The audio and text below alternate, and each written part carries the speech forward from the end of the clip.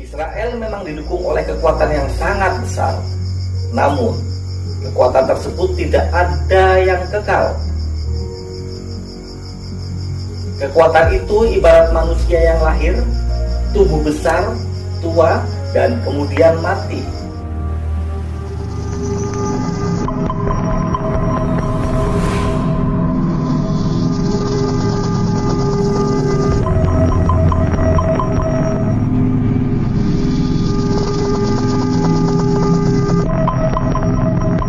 Selamat malam semuanya.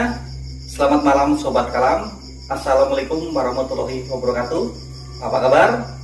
Semoga kita semua dalam keadaan sehat walafiat, tidak kurang suatu apapun, dimurahkan rezekinya, dimudahkan segala urusannya, dan tentunya jangan lupa tetap bahagia bersama orang-orang yang Anda kasihi.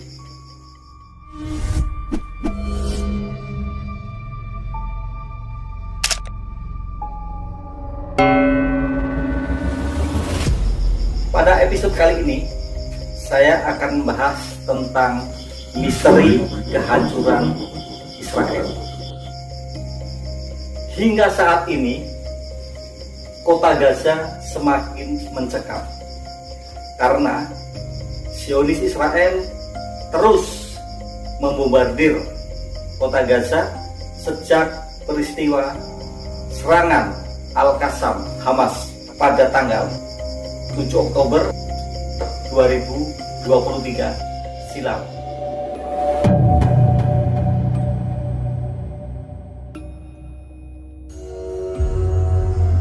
Situasi kota Gaza, Palestina semakin memprihatinkan. Israel terus membombardir kota Gaza hingga ribuan warga sipil, anak-anak dan wanita menjadi korbannya. Tindakan Israel ini dilakukan yaitu setelah Hamas melancarkan serangan militer pada tanggal 7 Oktober 2023 silam. Serangan ini adalah sebagai reaksi bangsa Palestina atas tindakan semena-mena Zionis Israel yang telah merampas tanah Palestina sejak 75 tahun yang lalu. Serangan ini sebagai bentuk perjuangan atas kedudukan Zionis Israel yang telah mengusir bangsa Palestina dari negerinya sendiri sejak berdirinya negara Israel tahun 1948. Hamas adalah sebuah kelompok atau organisasi milisi dari bangsa Palestina sebagai bentuk perjuangan, dan mereka ini mempunyai kemampuan militer yang mumpuni dan sangat kuat. Di samping kekuatan militer, mereka juga mempunyai pengaruh politik yang sangat besar di Palestina, terutama di daerah Gaza. Dalam skala perjuangan, kelompok Hamas ini dikategorikan sebagai kelompok teroris oleh Israel, Amerika, serta beberapa pendukung Israel lainnya. Ya, seperti zaman penjajahan Belanda di Indonesia dulu, semua kelompok pejuang kemerdekaan pasti dikatakan sebagai teroris oleh penjajah Belanda. Jelas ya? Oke, lanjut. Lini masa sosial media diramaikan situasi Gaza saat ini, dukungan dunia terhadap Palestina, perdebatan PBB dengan pro dan kontranya, serta hiruk-pikuk bising suara pendukung dan para penentangnya. Bersamaan dengan itu, muncul juga video wawancara pendiri Hamas, Sheikh Ahmad Yasin, dengan wartawan Al Jazeera Ahmad Mansur pada tanggal 8 Mei 1999. Pada wawancara tersebut, beliau melontarkan sebuah pernyataan yang sangat kontroversial, yaitu mengatakan bahwa Israel sedang mendekati akhir generasinya. Insya Allah, Israel sedang menuju ke arah penghapusan. Beliau menjelaskan bahwa pernyataan itu bukan sekedar asal bicara, namun ia mempelajarinya dari Al-Quran. Karena saya beriman kepada Al-Quran, dan Al-Quran mengatakan generasi akan berubah setiap 40 tahun. Dalam 40 tahun pertama, kami menghadapi Nakbah yang dimulai pada tahun 1948. 40 tahun kedua, yaitu pada tahun 1987, kami memulai Intifada, di mana kami melakukan penentangan secara masif terhadap Israel. Sedangkan 40 tahun ketiga adalah berakhirnya entitas Israel. Generasi pertama adalah Nakbah atau malapetaka penghancuran Palestina, dan tahap ini telah lewat. Gerakan kedua adalah gerakan pelempar batu. Sedangkan generasi selanjutnya adalah generasi pembebas, insya Allah. Pada wawancara tersebut, Ahmad Yasin mengatakan bahwa pada saat itu dirinya melihat kalau masa depan Palestina cukup sulit. Jalan kita cukup sulit dan memerlukan pengorbanan, perjuangan, dan kesabaran, tetapi masa depan adalah milik kita. Itu bukan hal yang mustahil. Allah Subhanahu wa Ta'ala tidak mungkin mengingkari janji-janjinya. Israel memang didukung oleh kekuatan yang sangat besar, namun kekuatan tersebut tidak ada yang kekal. Kekuatan itu ibarat manusia yang lahir, tumbuh besar, tua, dan kemudian mati. Sama halnya dengan Israel. Negara dan bangsa Israel ini awalnya tumbuh, berkembang perlahan, dan akhirnya berada pada puncak kejayaan. Namun setelah fase ini semua akan berakhir. Mereka akan menuju pada fase kehancuran.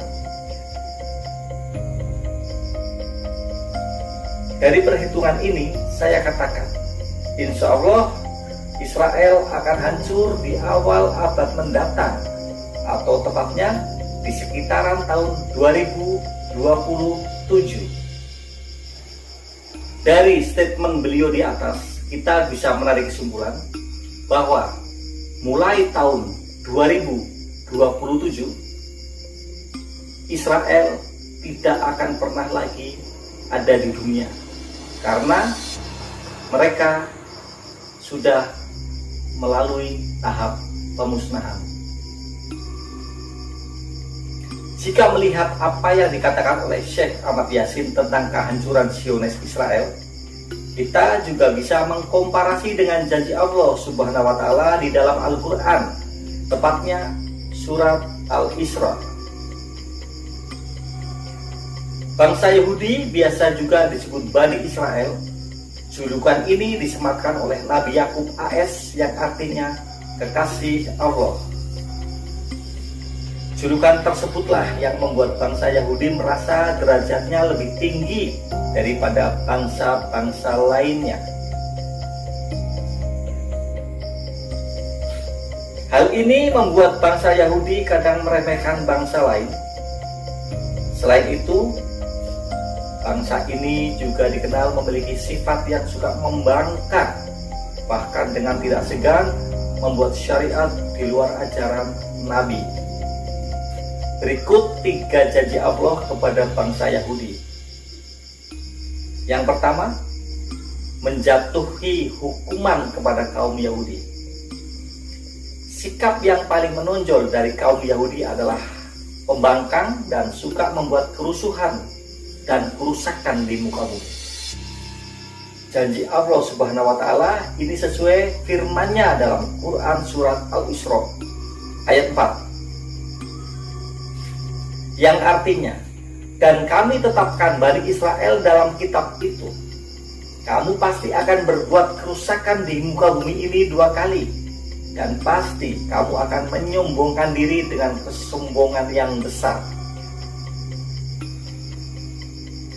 Saat kaum Yahudi melakukan kerusakan pertama, ayat ini turun. Kemudian datanglah hamba-hamba Allah Subhanahu wa Ta'ala untuk menghancurkan kaum Yahudi ini. Mereka diusir sampai tercerai-berai di seluruh dunia. Saat kepemimpinan Umar bin Khattab, seluruh kaum Yahudi diusir dari tanah Palestina dan negeri Syam. Mereka semua hancur dan tidak ada lagi yang membuat kerusakan. 2. Kebangkitan sementara kaum Yahudi. Selanjutnya, janji kedua Allah Subhanahu wa Ta'ala kepada kaum Yahudi adalah kebangkitan dan kejayaan mereka. Setelah mengalami kehancuran dan tercerai-berai, Allah menjanjikan hari kebangkitan serta kejayaan kembali bagi kaum Yahudi. Allah memberikan kesempatan kepada kaum Yahudi untuk mengalahkan orang-orang yang telah mengusir mereka dahulu. Bisa dilihat, kaum Yahudi yang menduduki kembali tanah Palestina dan Syam ini adalah sesuai firman Allah Subhanahu wa Ta'ala dalam Al-Quran. Kemudian kami berikan kepadamu giliran untuk mengalahkan mereka kembali, dan kami membantumu dengan harta, kekayaan, dan anak-anak atau keturunan, dan kami jadikan kamu kelompok yang besar. Quran Surat Al-Isra ayat 6. Janji kedua Allah ini sudah mulai terpenuhi. Buktinya, kemajuan ekonomi dan politik kaum Yahudi sangat luar biasa. Namun, mereka kembali menyombongkan diri dan kembali membuat kerusakan di muka bumi. Nyaris seluruh kekuatan militer negara barat mendukung Yahudi. Tetapi, janji kedua yang sudah terjadi itu tidak akan lama. Sebab, janji ketiga akan dibayar.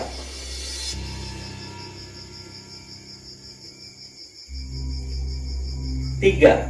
Kehancuran lagi kaum Yahudi. Lantas apa janji ketiga Allah Subhanahu wa Ta'ala itu? Yakni kaum Yahudi adalah kehancuran mereka kembali. Allah Subhanahu wa Ta'ala berfirman, jika kamu berbuat baik bagi dirimu sendiri, dan jika kamu berbuat jahat, maka kejahatan itu bagi dirimu sendiri. Dan apabila datang suatu hukuman bagi kejahatan yang kedua, kami datangkan orang-orang lain untuk menyuramkan muka-muka kamu, dan mereka masuk ke dalam masjid sebagaimana musuh-musuhmu memasukinya pada kali pertama, dan untuk membinasakan sehabis-habisnya apa saja yang mereka kuasai. Quran Surat Al-Isra ayat 7. Dari ayat ini, orang-orang Yahudi akan merasakan kembali kehancuran mereka, seperti janji pertama Allah Subhanahu wa Ta'ala. Insya Allah, kesengsaraan rakyat Palestina atas kezaliman Zionis Israel, yang juga dikenal dengan Zionis itu, segera berakhir. Demikian pembahasan mengenai ramalan Syekh Ahmad Yasin selaku pendiri kelompok perjuangan Hamas Palestina kalau dikomparasikan dengan janji Allah Subhanahu wa Ta'ala di Al-Quran tentang kehancuran kaum Yahudi. Wallahu a'lam bishawab.